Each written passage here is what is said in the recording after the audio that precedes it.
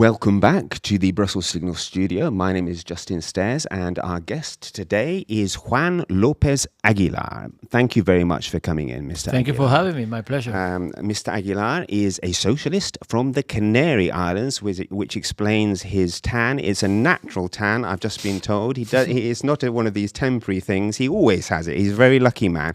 He is a former minister from Spain, the former Justice Minister of Spain, has been a member of the European Parliament since 2009 and is chairman of the Parliament Committee for Civil Liberties, Justice and Home Affairs. Now, I wanted to start with migration and the migration pact because it had just been approved in the European Parliament. Now, it seems to me like it's one of these pieces of legislation that few people like, though a majority has voted in favour of it. It's been attacked from the left, it's been attacked from the right, but nevertheless, it does have majority support. Do you support the legislation as it stands today? I have, but I will explain it. First of all, it's fulfilling a mandate, a legal mandate. The Treaty of Lisbon entered into force along with the Charter of Fundamental Rights, making a clear point that there should be a European common migration system and a European common asylum system based on EU law. So the first news is that migration and asylum cease to be the sole competence of national member states. There should be European legislation. You know what? It was missing, miserably. And we have been hearing the cry out all across the external borders of the European Union, in every country in the front line particularly, be it Spain, Italy, Cyprus, Malta or Greece, that there should be a European scale of response for a European challenge, for a European issue. Second, it's the most divisive issue you could think of in every possible way, geographically, ideologically, politically, in electoral terms. It's proved to be decisive election after the election. So, yes, we had an issue here. The legislative process is certainly sophisticated, not simple. You have to first sum up a majority in a parliament which is directly elected. We're going to elections June the 9th, universal suffrage, 8 political groups, and then you have to come to compromises when you don't have the numbers, because no one has the number on its own in the European Parliament. In order to bring about legislation, you need to sum up majorities by making concessions and compromises. And then in the final end, you face 27 ministers of interior. Believe me, the worst format you could think of when it comes to the council. The hardest, very strong views against migrants and asylum seekers. And we had to overcome all of those difficulties. In the end, the result, the outcome, can it be satisfactory? Can I say, hey, I'm happy about it? Of course not. It would be childish.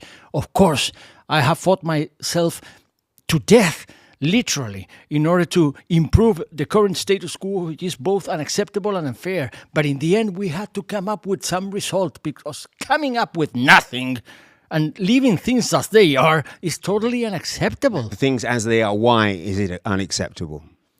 Of course, I have heard criticism. More than that, I have made that criticism mine. The criticism is the legal mandate of the Treaty of the European Union is to have a migration common system and an asylum common system based on 2 principles, shared responsibility and solidarity. And you know what? They were both missing, particularly the solidarity. No solidarity at all. Yes, I'm from the Canaries. You know, in the Canaries, we're having thousands every week. Last year, 41,000 were rescued before the Canary Island seas by Salvamento Marítimo, which is maritime saving rescue force, Spanish, all to our own resources, with no EU solidarity whatsoever. And it means a lot when in the Canaries you have to pay the Red Cross, you have to pay showers, feeding, sanitary assistance, legal assistance, interpretation, protecting the rights of the vulnerable, children, minors, and accompanied minors, telling the difference between minors and young people which are out of age. Not easy, extremely challenging, extremely expensive, no solidarity whatsoever. That is unacceptable and that is unfair. So it takes solidarity, it takes a European scale of response, it takes mandatory rules for everybody, it takes a EU coordinator in order to relocate asylum This seekers, is the key point, of course, isn't it? through quota, and it takes binding solidarity also to assist the frontline member states by a budgetary contribution, which has been much criticized, but still it is a financial obligation which now is inexistent, now is non-existent. No solidarity whatsoever. Of course, no financial solidarity to the countries of the front line. Now there should be something at least, some EU rules. It is the whole picture? No. Of course, I wanted more, sure. But then, in the end, when you come to the final track of a legislature with no delivery whatsoever in a point so relevant to the agenda, would have been just like acknowledging that we're useless and hopeless. Is it acceptable as a result? No, in my view, we needed to come up with something, and we have. Now, for our viewers, I'd like to explain that when you say solidarity, you mean that, for example, in the Canary Islands, when these migrants arrive, they will be distributed, is that the right word, among the other member states of the European Union, or there will be a financial contribution or a fine or whatever you want which is now non-existent. Which is now non-existent. They will pay, or they will take the migrants in, and that's a key element of the new legislation, which you helped negotiate, right? Yes. And that is an asset. That is an asset because we have heard that cry not only in the Canaries, also in Lampedusa, also in the Greek islands. Where is Europe? Yes. Where is Europe? That is the cry we've heard. Throughout the Mediterranean. Throughout the Mediterranean. Don't they understand that these people which have been rescued were not actually aiming to El Hierro, which is the furthest island in the ocean? They were not aiming to El Hierro. They wanted to make it to the European Union, and they actually have made it to the European Union. So it needs some European scale of response, some European mattress to assist the needs of those people to pay solidarity to the human beings that have been rescued, but also to pay solidarity with the frontline member states which are spending so many resources in the effort of rescuing lives. Okay, I understand that. Now, what about those who say there is a bigger problem, and the bigger problem is that there is now a huge wave of people coming from Africa and the Middle East and probably elsewhere as well, headed for Europe, and that this partial solution, which is the migration pact, will not solve that problem? What do you say? Migration and asylum are not only the most divisive, are also the most exposed to the divorce between facts and prejudice. So facts must be checked. Yes, migration has always been a fact. Migration is not a threat, it's not a menace, it's not a crisis, it's not an eruption. No, migration has always been a fact. In a global world, more than ever before, it's visible. The fact is that, yes, there are millions on the move across the planet. But you know what? Most of them are not aiming Europe. Most of them are moving within Africa. Most of them are moving to the Persian Gulf, most of them to the Arab Emirates, most of them to Southeast Asia. Some of them are aiming Europe. Are we panicking? Should we panic because of it? No, we can handle that in the global world. It happens that European Union is aging dramatically, and Africa is experiencing a demographic revolution, the fastest ever in the history of mankind. And in Africa, more than 60% of the people are less than 20-year-old. Right. Believe it or not, that is a fact. Right. So, yes, there are some who are aiming Europe, and they are ready to pay any price, and they are ready to risk their lives or even perishing in the attempt. Because, yes, in the Canaries, we know how it's like rescuing lives round the clock every day of the year. But there are some who simply get lost in the ocean, and they all die. Just yesterday, a cayuco was found near Brazil with all corpse within, all dead, all perished in the attempt.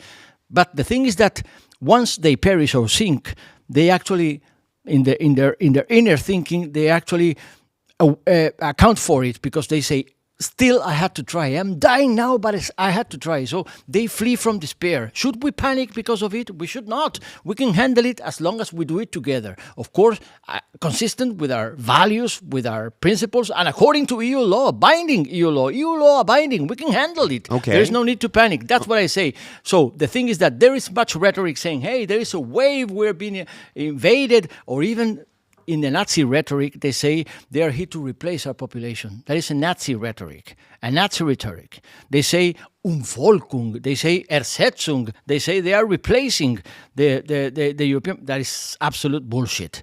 There's none of it in the facts. There's nothing to do with the truth. The truth is that some people out of despair are trying to make it to Europe, and we can handle that according to our laws. But we need laws in order to handle that. Now, are you making a distinction between economic migrants and refugees fleeing war or not? Of course, not only me. It's a legal principle. I always say it. Migration is a fact. It's always been. But asylum is a right. Happily so.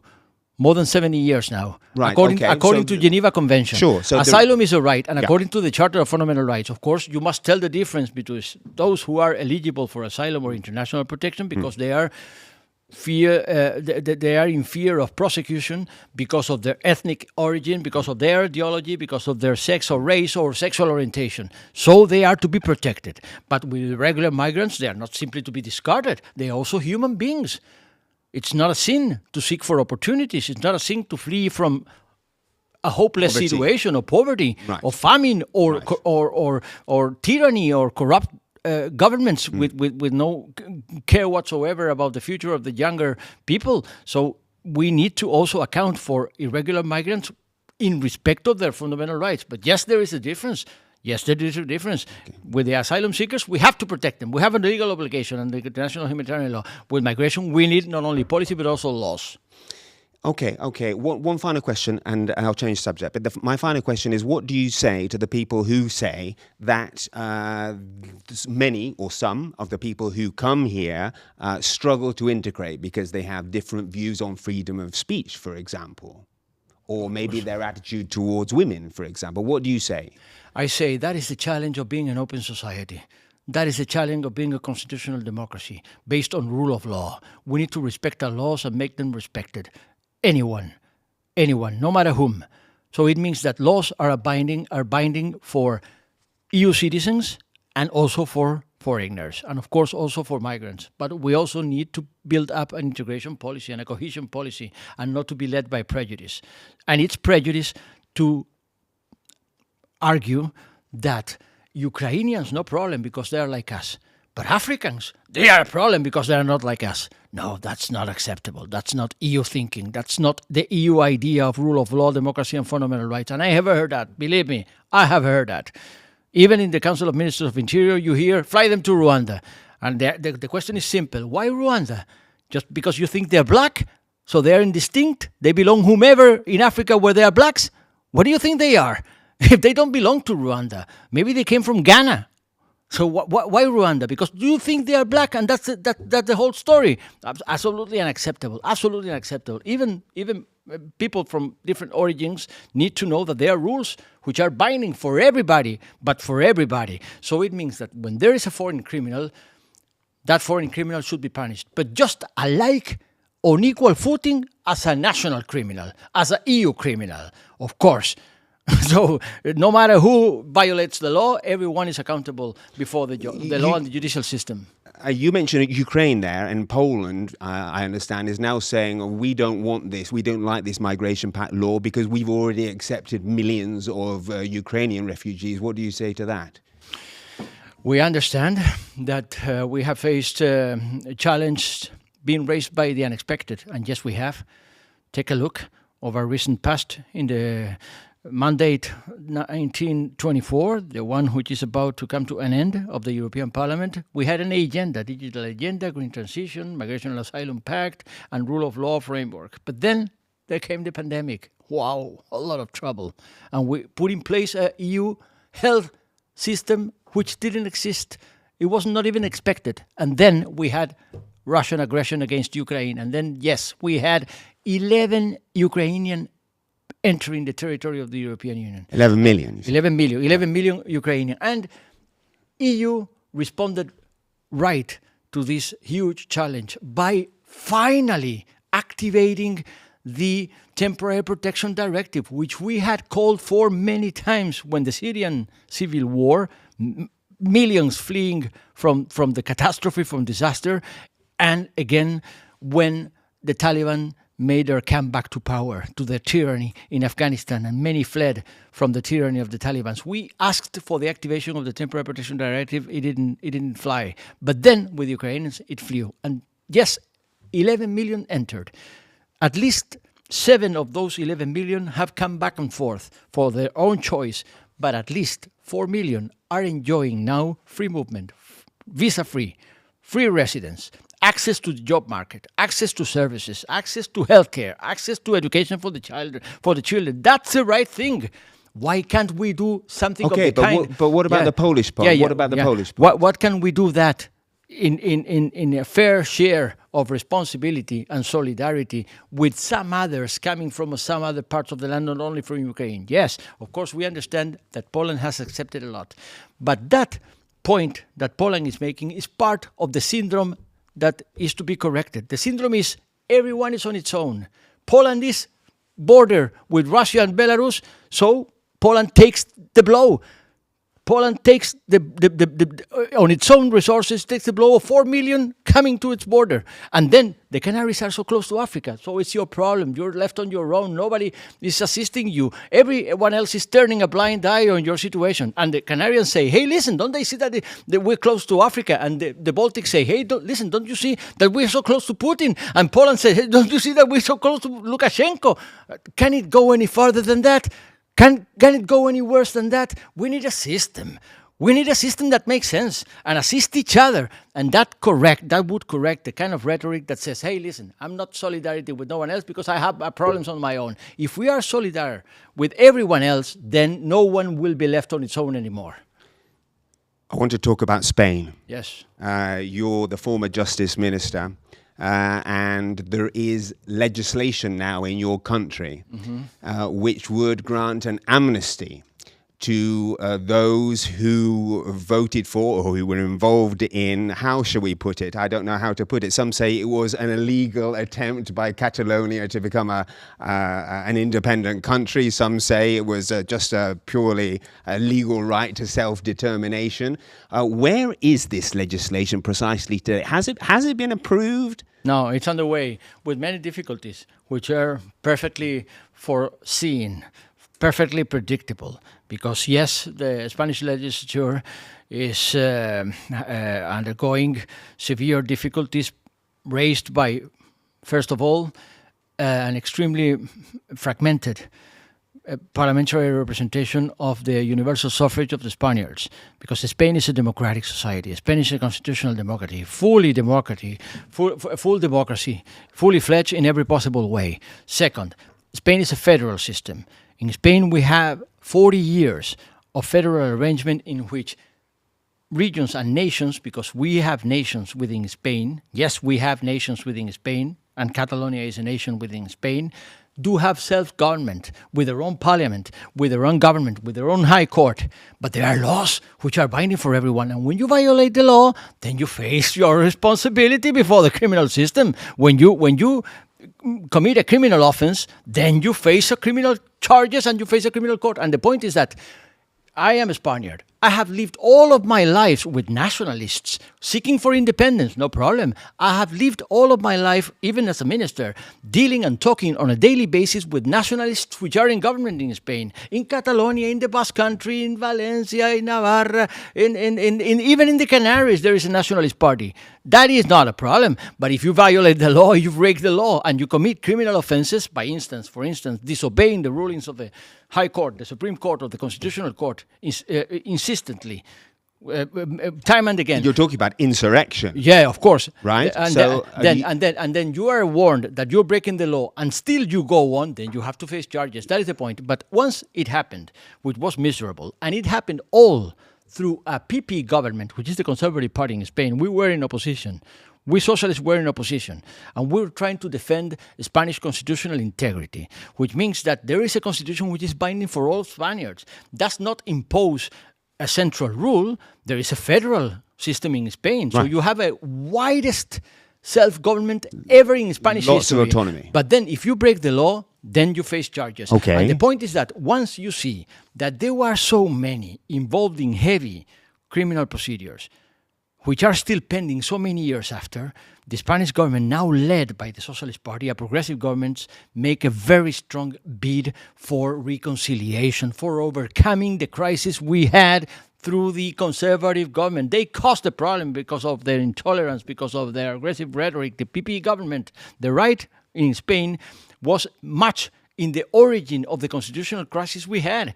But we now, progressives, we socialist government, the current prime minister in Spain is trying to overcome that constitutional crisis, bringing about reconciliation. And amnesty is an instrument for that. Perfectly licit, perfectly consistent with the Spanish constitution. All democracies have adopted once in a lifetime at times, an amnesty law. It's happened in Germany, it happened in France, it's happened in Italy, it's happened in Portugal. After serious conflict, right. Of course, when you have a conflict like that, in which a certain territory proclaimed unilateral independence, and so many are being brought to justice because they broke the law, then an amnesty law is an instrument to bring about reconciliation. And therefore to turn you the are page in favor. and to put it behind and to give a chance to living together back again. Right. That is the point. That's why you're in favor of the amnesty and reconciliation. Okay. Now, is there, in your opinion, a majority in Catalonia for independence? You know what? No, of course I don't. But you know what? You think there is not a majority? No, there's not. But you know what? The thing is that according to polls, they were close to come to a majority through the Conservative government, and now they are in lowest ever. Now they have really gone down precisely because of the peaceful-minded policy of progressive government in Spain. Precisely because the government in Spain is actually being brave enough, courageous enough to tackle the issue and to try to overcome the crisis we had in order to build bridges instead of deepening fences between Catalonia and the rest of Spain, precisely because the Spanish progressive government is investing so much energy and time and patience in order to rebuild the will of living together. The support, according to polls, the support to independence within Catalonia has come to a lowest gone down in years. Right. But I mean, is it theoretically possible for a region in Spain to become independent? Yes, according to a constitutional review. But a constitutional review, not a unilateral declaration making every law. With the agreement of the central government. Of course. Which is never... No, with the central government, with a qualified majority of both houses of parliament. Right. Now, is that realistic? Both houses. I mean, doesn't that make it in practice impossible? Yeah, of course, but there are so many things that are really hard to realize according to law, but we have laws. For instance, the Socialist Party has a Republican tradition, but in the outset of Spanish constitutional democracy, we accepted parliamentary monarchy, which means a king that has no power at all is just a symbol of Spanish unity. Okay, then the king as a symbol we accept. If we wanted to establish a republic, we would have to go through a constitutional review. And believe me, it takes 3/5 majority and a referendum. Of course, not easy, but there are laws, and we abide by the law. It's not simply to say, hey, now we are declaring unilaterally that Spain has become a republic. Then you say, you're breaking the law. Who do you think you are? There are procedures. Okay. There are processes for that. I can see why you were Justice Minister now. Okay, now, also you've been involved within the Parliament, you've been involved in foreign relations a lot. You have been involved in the ACP, that's the Afro-Caribbean Pacific, not a committee, is it? How would you It's an interparliamentary assembly. It's a meeting of parliamentarians. Okay. Because obviously interacting together. Interacting with other assemblies. And I wanted to touch on relations between the European Union and some of its neighbours. Morocco comes to mind. I know that is because it is controversial in Spain and also in the European Parliament now. Correct me if I'm wrong. The European Parliament has been critical of Morocco over a number of issues, including its treatment of journalists. And relations between the two have not been good. In fact, I remember there were allegations about Moroccan attempts even to influence or bribe certain members of the European Parliament. Now, your party has been part of this criticism, but not you. Am I right? Right. Now, why did you break with your party and the Parliament in general on this specific issue of Morocco? No, I don't break with my party. I on the contrary, I frame my phrasing, and I carefully choose my words when speaking of Morocco, because Morocco is a neighbor, an avoidable neighbor. You have heard a lot about geopolitics for the last years.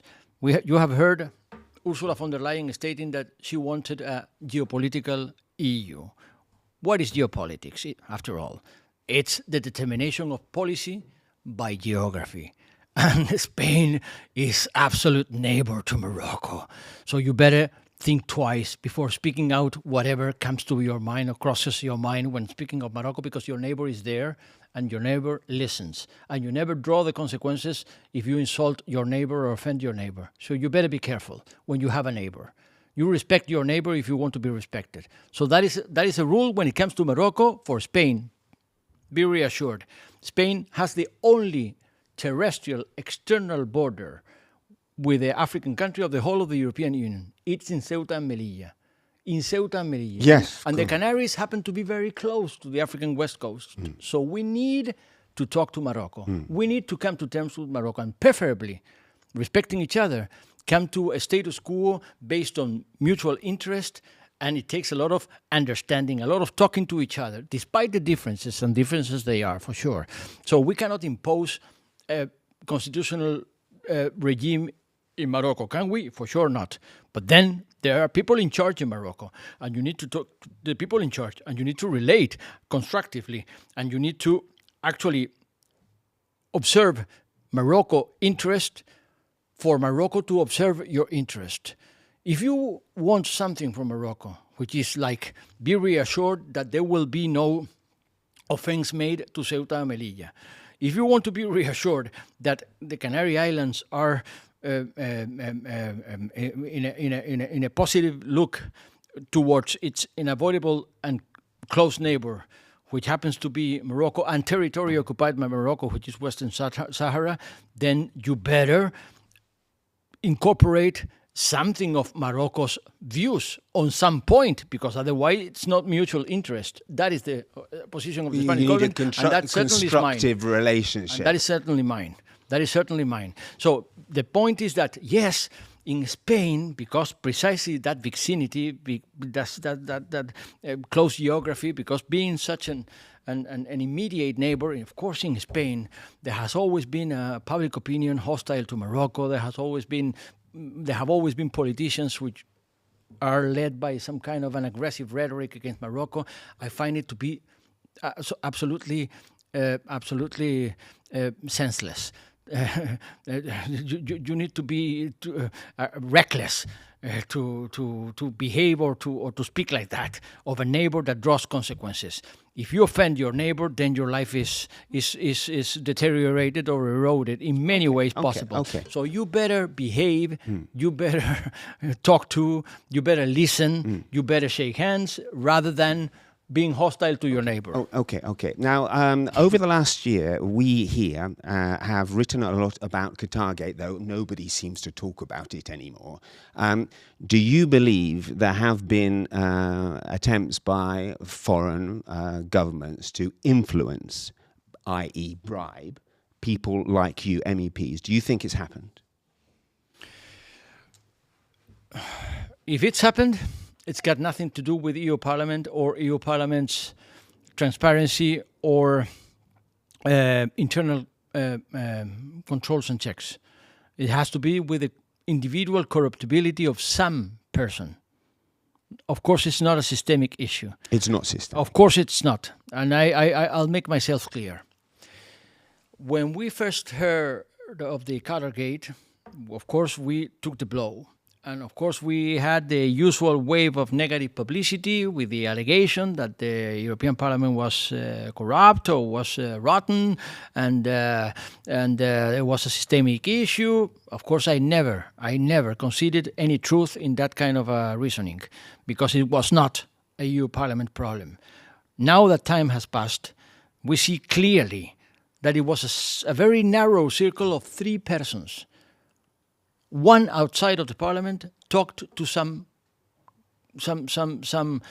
foreign interference, and according to evidence which is available because the judicial investigation has made it clear, took money and shared money with his assistant, which happened to be the husband and father of a EP vice president. Regrettably so, 3 people. That's the end of the story. No one else was involved. Still no prosecution. No, and no one else was involved. But even those people, of course. But I'm not. Right? Of course, I'm a jurist myself. Yeah. So I'm speaking very carefully of not trying to predict the final outcome of a judicial criminal investigation, which is still underway. So I pay my respects to the Belgian criminal system, whatever my legal opinion might be, and I have it. The point I'm making is that it wasn't a European Parliament problem. It wasn't a European Parliament corruption case. It was a corruption of 3 individuals, and it's impossible in a parliament of 700 seats to oversee anyone's behavior and everybody else's behavior. Okay. I cannot control round the clock my neighbor. It's not my duty, not my field. Systematic, you say. Okay. Of course. I have 2 more questions for you, please. And the first one is Mrs. von der Leyen. What do you think of her? What do you think of her performance over the last mandate? Will you support another term? Well, I'm a socialist. I wanted Frans Timmermans to be president of the European Commission. I campaigned for him. And of course, I voted for him as a socialist. And now I am supporting Nicola Schmidt, the socialist candidate, Spitzenkandidat, to lead the European Commission. But then, in a parliament which is directly elected, and no party has the power to invest a commission on its own, we need to negotiate and compromise. And there is a balance, then we'll see. But von der Leyen has been the president of the European Commission for the past years. I would say that somehow this mandate has been particularly fruitful, with many accomplishments. We have achieved much, but of course there is also criticism. There is also criticism, particularly on our side, and von der Leyen has been leaning increasingly so to her right, making concessions, of course, to the right of the CDU-CSU, which is the German conservatives where she comes from, but also to the extreme right. And of course, there's been much criticism about it. For instance, her traveling to Tunisia, much criticized. For instance, her stance on the Gaza war conflict launched by Netanyahu governments against the civilians and innocent people being massively killed. Not a word of compassion to those innocents massively killed. That has also been heavily criticized, and of course, some particular move, as this latest appointment that has aroused. Well, this is the advisor who's had to resign. You mean? So right. Many protests. So, she has made mistakes. So, but the point is that we will have to combine forces again to build up a commission, because that's the way the European Union is made. Okay, and it has to be humbly explained. In the European Union, no one has the power on his own. It would be childish to think of it like that, to make decisions counting with nobody else. In order to have something done, you always have to sit on the table and not compromise. And not stand up after a compromise has been reached. And a compromise is always, believe me, always tiresome and at times painful. But it's the only way to get things done. My final question. Is there such a thing as a European identity? A philosophical question. Well, that is the strife of my life. That is the fight of my life. That is exactly my struggle. I want to build up European citizenship compatible with national, regional, local identities. They are all compatible. They are concentric circles. I'm a Canarian. Yes, I am. I'm a Spaniard. Yes, I am. But I'm also European and a citizen of the world. I don't think those identities exclude each other. So I've always fought the political platforms which make of exclusion and incompatibility of circles of citizenship with their rights and obligations their reasoning and their political battlefield, because mine is the opposite. Mine is building bridges, overcoming differences, and uniting in diversity. And believe me, the European Union is an extremely complex, because it's made of open societies, social fabric. Much diversity within, and I want to include the diversities with no discrimination whatsoever, be it on race, be it on religion, be it on beliefs, be it on, of course, sex or gender or sexual orientation. It takes a lot of integration. So it means that, yes, I want to build up a European identity which makes sense in a global world. And how would you define it? What are the things that bring us together? The conviction that none of us is capable neither bigger or smaller, to make it on its own in a global world and make a difference and being relevant and being heard and being audible and being respected. If we want to be respected, heard, audible, if we want to be taken into account in global affairs, we need a scale of our global relevance. The need of an economy of scale. No, and our scale is the European Union. It is our hand, and it's the legacy of our forefathers and mothers. It's the legacy of the founders, that we have put in place something that makes sense and it's relevant. Is there anything else? And it's based on laws. It's based on law. And then, of course, it's not a market. It's not the euro. It's mostly values, an idea of democracy and fundamental rights and rule of law.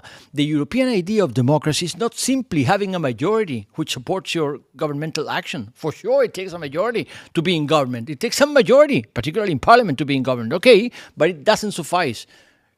The European idea takes also respect for pluralism and respect for minorities, including the minorities who strongly oppose you, criticize you, who have an aspiration, a legitimate aspiration to replace you in government, to put you aside, to turn the page on you. So they have every right to do so, to criticize you, to demonstrate against you, to assemble against you, to conspire against you. That is what democracy is all about. That is the European idea of democracy. So it takes a lot of respect for pluralism and for every sort of form of minorities. That is also something that binds us together. The idea that it takes a lot of regulatory making, a lot of law making, in order to make sure that we do not erode or let the whole building that we have put in place crumble down, because it could well happen if we are not alert enough, if we are not always on the move and we don't push it forward. The metaphor says that if it stops, it falls. It shouldn't stop. We should always grow higher. Ever closer union. And better. Ever closer union. That is my motto. I know that is not a happy phrase in Britain, but I have embraced the philosophy of that phrase. Ever closer union, compatible with every identity. That's the European identity, compatible with every other. Mr. Aguilar, thank you for coming in. My pleasure. And thank you. Thank you very much for watching.